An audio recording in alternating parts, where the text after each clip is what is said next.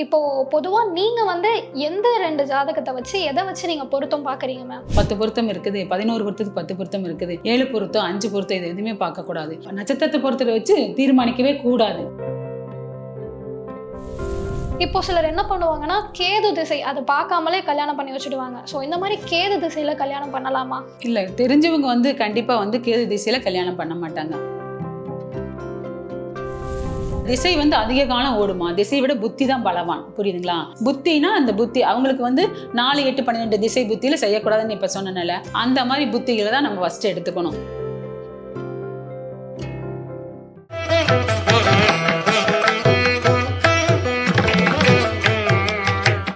வணக்கம் மேம். வணக்கம். கடந்த பதிவுல 27 நட்சத்திரங்கள், 27 நட்சத்திரங்களுக்கும் எந்த கோவிலுக்கு போனா எது நடக்கும் அப்படின்ற மாதிரி சொல்லியிருந்தீங்க. ஸோ அந்த வீடியோ பதிவுக்கே மக்கள் எல்லாம் ரொம்ப வரவேற்பு கொடுத்துருந்தாங்க. ஸோ அதே மாதிரி இந்த வீடியோவில் நம்ம எதை பற்றி பேச போகிறோம் அப்படின்னா, இப்போ பொதுவாகவே திருமணம் அப்படின்னா ஜாதகம் பார்ப்பாங்க. ஸோ 2 ஜாதகமும் பொருந்தினா தான் திருமணம் பண்ணுவாங்க அப்படின்றது நம்ம எல்லாருக்குமே தெரியும். பல ஜோதிடர்களும் ஜாதகம் பார்த்துட்டு தான் இருக்காங்க. இப்போ நவீன காலத்துக்கு ஏற்ற மாதிரியே சாஃப்ட்வேர் கூட வந்துருச்சு. பையனோட ஜாதகம், பொண்ணோட ஜாதகம் 2யும் அப்டேட் பண்ணா அதுவே வந்து இதெல்லாம் கரெக்ட், இதெல்லாம் தப்பு அப்படின்ற மாதிரி சொல்லிடுது. இப்போ பொதுவா நீங்க வந்து எந்த 2 ஜாதகத்தை வச்சு எதை வச்சு நீங்க பொருத்தம் பார்க்குறீங்க மேம்? வணக்கம்மா. திருமண பொருத்தம் என்பது மிக முக்கியம். அது வந்து பேரே சொல்லுவாங்க, ஆயிரங்காலத்து பயிர் அப்படின்னு பேரே சொல்லுவாங்க. அது பேர் ஏன்னா இப்பெல்லாம் நிறைய பேர் 10 பொருத்தம், அதாவது நட்சத்திர பொருத்தத்தை மட்டும் பார்த்துட்டு பொருத்தம் இருக்குதுன்னு சொல்லிடுறாங்க. அதெல்லாம் மிக மிக தப்பு.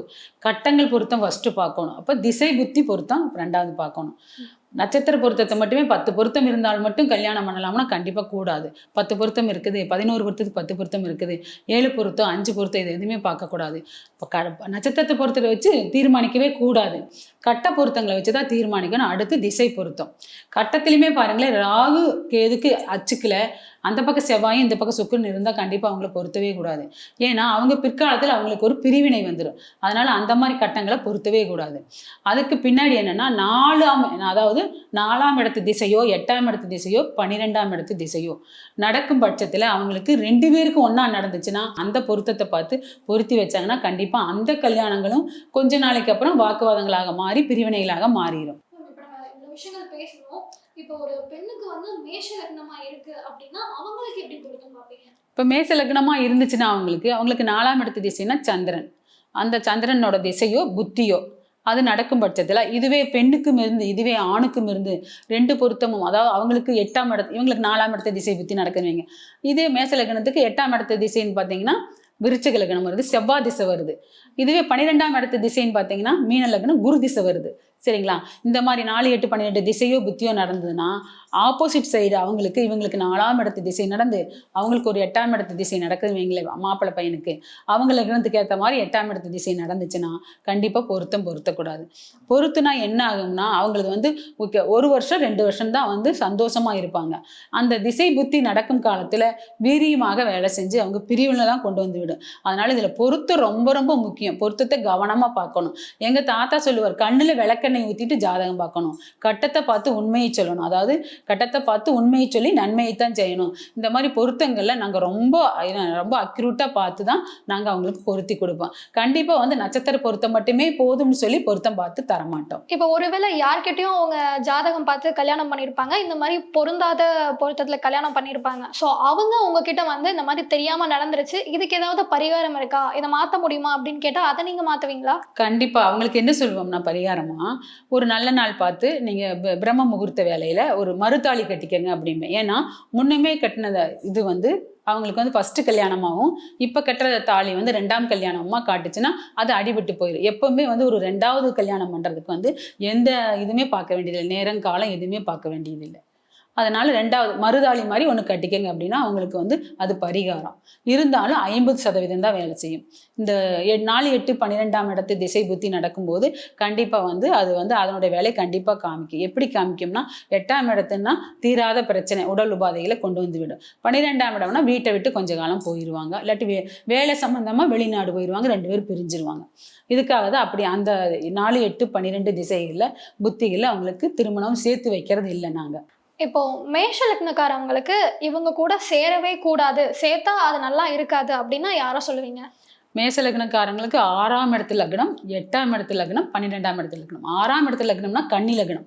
கன்னி லக்னக்காரன் மேச லக்னத்துல ஒரு பெண் இருக்காங்கன்னு வைங்க, கன்னி லக்னத்துல ஒரு மாப்பிள்ளை இருந்தா சேர்க்கவே கூடாது. அதே மாதிரி விருச்சிக லக்னம் 8ஆம் லக்னம், அந்த விருச்சிக லக்னம் 8ஆம் லக்னத்துல ஒரு பையன் இருந்தா சேர்த்தவே கூடாது. 12ஆம் இடத்து லக்னம்னு பார்த்தீங்கன்னா மீன லக்னம், அந்த லக்னத்துக்கும் பையன் மாப்பிள்ளை பையன் இருந்தா சேர்க்கவே கூடாது. பெண் மேச லக்னமா இருந்தா ஆண் வந்து மீன லக்னமா இருந்தா கண்டிப்பா சேர்த்தக்கூடாது. 12ங்கிறது வெளிநாடு வெளியூர் விட்டு பிரிதல். அதனால இப்ப ஆண் மேஷ லக்னமா இருந்தாலும் இதே லக்னக்காரவங்க தான் ஆமா. சேரக்கூடாது. ஆமா, இப்ப அடுத்து ரிஷப லக்னக்காரவங்களுக்கு இவங்க கூட பண்ணவே கூடாதுன்னா எந்தெந்த லக்னம்? ரிஷப லக்னக்காரங்க துலா லக்னக்காரங்க பண்ணக்கூடாது. அப்புறம் அடுத்து தனுசு லக்னக்காரங்கள் பண்ணக்கூடாது. அதுக்கடுத்து கும்ப லக்னக்காரங்களை பண்ணக்கூடாது. அதாவது அது 6, 8, 12 வருது. அந்த மாதிரி பண்ணக்கூடாது. இப்போ இதுக்கு வந்து நீங்க தெளிவா சொன்னீங்க மேம். பொதுவா 6, 8, 12 இந்த லக்னக்காரவங்களுக்கு கல்யாணம் பண்ணக்கூடாது அப்படின்ற மாதிரி. இப்போ சிலர் என்ன பண்ணுவாங்கன்னா கேது திசை அதை பார்க்காமலே கல்யாணம் பண்ணி வச்சுடுவாங்க. ஸோ இந்த மாதிரி கேது திசையில கல்யாணம் பண்ணலாம்? இல்லை, தெரிஞ்சவங்க வந்து கண்டிப்பாக வந்து கேது திசையில் கல்யாணம் பண்ண மாட்டாங்க. ஏன் கேது திசையில் கல்யாணம் பண்ண மாட்டாங்கன்னா, கேது திசை வரும் பொழுதே அந்த மனிதனுக்கு ஒரு ஞானத்தை தான் அங்கே தருவார். அதாவது ஆன்மீகத்தில் தான் அவர் கவனம் செலுத்தும். கேது திசையில் கல்யாணம் பண்ணுனா கண்டிப்பாக வந்து மனைவி நம்ம கல்யாணம் பண்ணுனா மனைவியை சந்தோஷம் பிரியமாக வச்சுக்கணும். அந்த தாட்டுக்கு அவங்க போக மாட்டாங்க. அவங்களுடைய பயணம் பூரா ஆன்மீக பயணமாகவே இருக்கும். அவங்களுக்கு வந்து ஞானம் கிடைக்கணும் அப்படிங்கிற மாதிரி போயிட்டு இருப்பாங்க. இல்லாட்டி உபதேசத்துக்கு போயிடுவாங்க, அடுத்தவங்களுக்கு உபதேசம் பண்ணுற மாதிரி போயிடுவாங்க. அதனால அந்த திருமண வாழ்க்கை சரிப்பட்டு வராது. அதனால கேது திசை நடக்கும்போது கல்யாணத்துக்கு ரெஃபர் பண்றதே இல்லை. நாங்க இந்த திசை நடக்குது இப்படி இருக்கிறனால உங்களுக்கு கல்யாணத்துக்கு ரெஃபர் நாங்க பண்றதே இல்லை. அப்படி பண்ணினாலும் அவங்களுக்கு என்ன ஆகுதுன்னா இந்த மாதிரி தான் அந்த பையன் விட்டுட்டு ஒரு கோவில் குளமா ஆன்மீக பயணமா இல்ல ஒரு சரியான நாட்டம் இல்லாம அந்த மாதிரி போகிறது, கணவன் மனைவி பிரிவெல்லாம் இந்த கேது திசையில தான் வருது. ஒருவேளை தெரியாம பண்ணிட்டாங்க, இதை சரி பண்ண முடியுமா? இது கேது திசையில சரி பண்ணவே முடியாது. என்ன பண்ணினாலும் அதோட வேலையை அதோட வீரியத்தை காட்டிகிட்டே தான் இருக்கும். அது கண்டிப்பாக அந்த வீரியத்தை காட்டித்தாக அந்த நாள் வரைக்கும் அவங்க பொறுமையாக இருக்கணும். 7 வருஷம்னா அந்த 7 வருஷம் பொறுமையாக இருந்தே ஆகணும் அவங்க.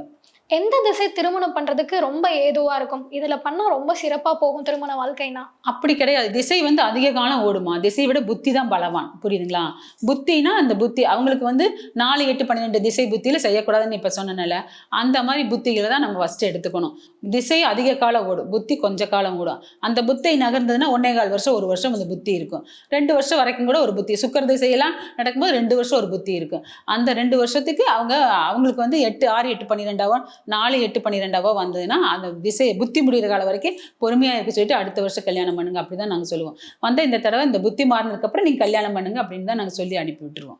இப்போ எனக்கு ஒரு சந்தேகம் இருக்கு. என்னன்னா இந்த காலகட்டத்துல நிறைய பேர் லவ் மேரேஜ் பண்றாங்க.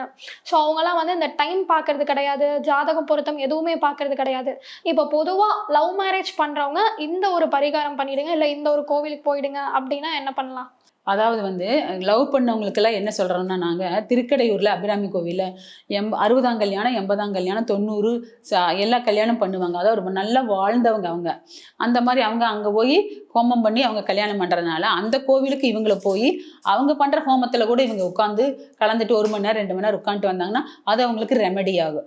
அதனால் அந்த ஹோமத்து மூலம் இவங்களுக்கு வந்து கணவன் மனைவி இல்லற வாழ்க்கை நல்லா இருக்கும், பிரச்சனை இல்லாமல் இருக்குது. அதனால் நாங்கள் அந்த திருக்கடையூர் அபிராமி கோவிலை தான் ரெஃபர் பண்ணுறோம்.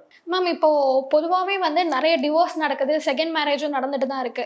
இப்போ உங்ககிட்ட ஜாதகம் பார்க்க வராங்க, திருமண பொருத்தத்துக்காக பார்க்க வராங்க அப்படின்னா ஒரு ஜாதகத்தை பார்த்தோன்னே உங்களுக்கு தெரிஞ்சிடும் இவங்களுக்கு முதல் வாழ்க்கை நிலைக்காது, 2வது வாழ்க்கை தான் நிலைக்கும் அப்படின்ற மாதிரி. ஸோ அந்த மாதிரி உங்ககிட்ட பார்க்க வரவங்களுக்கு நீங்க என்ன மாதிரியான ரெமெடிஸ்லாம் கொடுப்பீங்க? அதாவது அந்த ஜாதகத்தை பார்த்த உடனே தெரிஞ்சிடும் அவங்களுக்கு வந்து அதாவது 2வது கல்யாணம் தான் நிலைக்கு அப்படின்னு தெரிஞ்சா நாங்கள் அந்த தேதி வரைக்கும் லேட் பண்ண சொல்லிடுவோம். அதாவது லேட் மேரேஜ். இப்போ 24 வயசுல வர்றாங்கன்னு வைங்க ஒரு பொண்ணு, அவங்களுக்கு வந்து 26 வயசுல தான் நிலைச்சு நிற்கும் அந்த கல்யாணம் அப்படின்னா 26க்கு மேலே நீங்கள் கல்யாணம் செய்யுங்க அப்படிங்கிற மாதிரி லேட் மேரேஜ்க்கு சொல்லிடுவோம். அப்படி இல்லை அப்படி பண்ணித்தான் ஆகணும் அப்படின்னா திருப்பி வந்து மருதாளி தான் கட்டணும். அப்படி இல்லைன்னா லேட் மேரேஜ் தான் சொல்லிடுவோம் நாங்கள். அதாவது லேட்டாக பண்ணுங்க அப்படின்னு சொல்லிடுவோம். ஒரு சிலர் கேட்பாங்க, ஒரு சிலர் கேட்க மாட்டாங்க. அப்போ அந்த காலத்தை தள்ளி போட்டோம்னா முதல் கல்யாணமே 2வது கல்யாணம் முந்தனத்தை ஒரு ஜாதகம் பார்த்தாங்க. அவங்களுக்கு 24 வயசு 26ல தான் கல்யாணம் பண்ணணும்னு நான் ஸ்ட்ரிக்டா சொல்லிட்டேன். அவங்களும் சொல்லிட்டாங்க ஆமா அப்படிதான் 2-3 பேர் சொன்னாங்க அப்படின்னு சொல்லிட்டாங்க. அப்போ நீங்க இதுக்கு முன்னாடி நீங்க இப்ப கல்யாணம் பண்ணீங்கன்னா 20 யோகம் தான் இந்த பொண்ணுக்கு இருக்குது அப்படின்னு நான் சொன்னேன். அதுக்கு அவங்க சொன்னாங்க. அப்புறம் நான் என்ன சொன்னேன், 26க்கு மேல செய்யுங்க, இப்ப நடப்பு 24 26க்கு மேல செய்யுங்க அப்படின்னு நான் சொன்னேன். அந்த மாதிரி தான் சொல்லுவோம். இப்போ பொதுவாகவே ஒரு பொண்ணுடைய ஜாதகத்தை பார்க்க வராங்க அப்படின்னா சில பெண்களுக்கு வந்து மாங்கல்ய தோஷம் இருக்குது, திருமணத்தை தள்ளி போடுங்க அப்படின்ற மாதிரிலாம் சொல்கிறாங்க. ஸோ நீங்கள் எதை வச்சு மாங்கல்ய தோஷம் இருக்குது அப்படின்றத கண்டுபிடிப்பீங்க? மாங்கல்ய தோஷத்துக்கு என்ன பண்ணலாம்? அதாவது ஒரு பெண்ணோட ஜாதகத்தை பார்த்தா 8ஆம் இடம் தான் மாங்கல்யம். 8ஆம் இடம் ஆயுள் ஸ்தானம்னு சொல்லுவாங்க, அடுத்து மாங்கல்ய ஸ்தானம்னு சொல்லுவாங்க. அந்த 7ஆம் அதிபதி 8ல் இருந்ததுன்னா அவளுக்கு மாங்கல்ய தோஷம் தான். அப்போ அந்த மாங்கல்ய தோஷத்தை என்னன்னா கணவனை தாலி கட்ட சொல்லாமல் கணவனுடைய அக்கா தங்கைகளை தாலி கட்ட சொல்லுவோம். நாங்கள் தெரிஞ்ச மாதிரி, அதாவது எங்களுக்கு தெரிஞ்சு எங்ககிட்டே வாடிக்கையாளராக பார்த்துட்டு இருக்காங்கன்னு வைங்களேன். இப்போ எங்ககிட்டலாம் நிறைய பேர் ரெகுலர் சர்வதேச வாடிக்கையாளர் நிறைய இருக்காங்க. இந்த ரெகுலர் வாடிக்கையாளர்லாம் நாங்கள் சொல்கிறத வேத வாக்காக எடுத்துகிட்டு செய்வாங்க. புதுசாக வரவங்களுக்கெல்லாம் சொல்ல முடியாது, ஏன்னா அவங்க கிராஸ் கேள்வி வைப்பாங்க. ஒன்றும் இல்லை, புதுசாக வரவங்களுக்கு உங்கள் பொண்ணு லவ் பண்ணுது, உங்கள் பையன் லவ் பண்ணுது நம்ம ஜாதகத்தை சொன்னால் என் பொண்ணை பற்றி நீங்கள் எப்படி சொல்லலாம், இப்படியே சண்டைக்கு வருவாங்க. ஆனால் பையன்கிட்ட பொண்ணுகிட்ட விசாரிச்சுட்டு திருப்பி எங்கிட்ட வருவாங்க, ஆமாம் நீங்கள் சொன்ன மாதிரியே எங்கள் பையன் லவ் பண்ணுறாங்க அப்படின்னு சொல்லிட்டு வருவாங்க. அந்த மாதிரி நம்மகிட்ட இந்த அம்மா கிட்ட போய் பார்க்கலான்னு சொல்ல மாட்டாங்க, நம்ம அம்மா கிட்ட போய் நம்ம ஜாதகத்தை கொடுத்து பார்க்கலாம் அப்படின்னு சொல்லுவாங்க. அந்த மாதிரி தான் நம்ம ஒரு 15 வருஷம் 20 வருஷமா ஜாதகம் பார்த்துட்டு இருக்கிறோம். அதனால சொன்னா கேட்பாங்க, கேட்கறவங்களுக்கு மட்டும்தான் சொல்றது, புது கஸ்டமர்களுக்கு சொல்ல முடியாது, புரிஞ்சுக்க மாட்டாங்களா நம்மளைய.